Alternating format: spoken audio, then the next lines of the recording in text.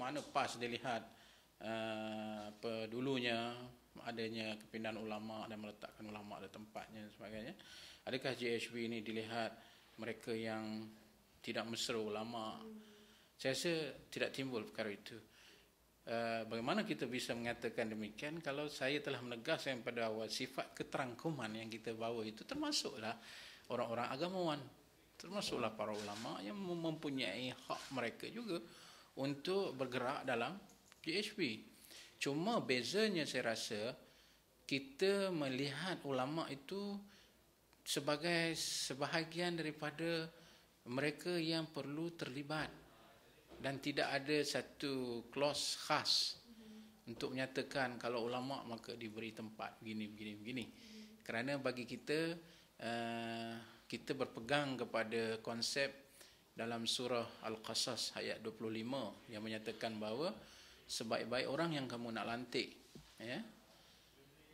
ialah mereka yang berkelayakan dan beramanah. Jadi macam yang kita tahu kalau sekarang ni obviously macam PhD ni orang panggil kurang profesional dan lepas tu ulama, ada ulama-ulama. Jadi adakah dalam GHB nanti akan adanya peranan ulama tu sendiri dalam GHB tu ataupun macam mana? Adakah akan mengambil orang yang dikenali dengan gelaran ulama tu untuk masuk ke dalam GHB untuk membalancekan?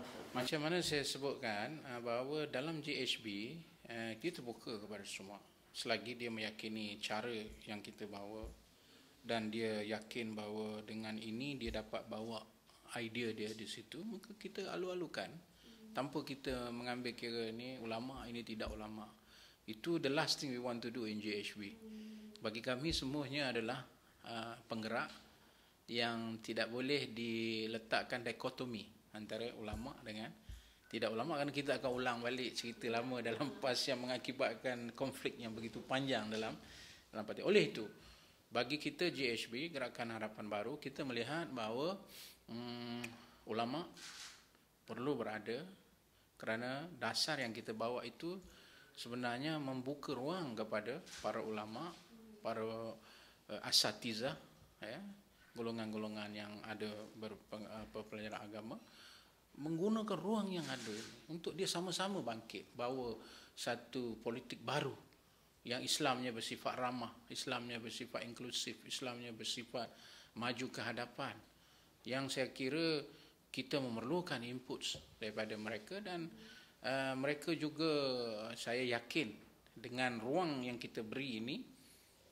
akan lebih bertenaga untuk menyumbang tanpa ada apa-apa orang kata doktrin-doktrin yang sempit sehingga kadang-kali ulama itu disempitkan dia punya ilmu itu hanya kepada aspek-aspek tertentu.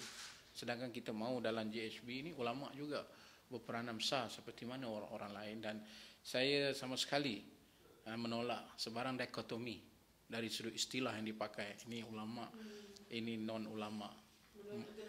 Menolak gelaran itu dalam konteks organisasi. Adapun latar belakang dia mengaji agama, itu tak apalah, itu dia punya educational background.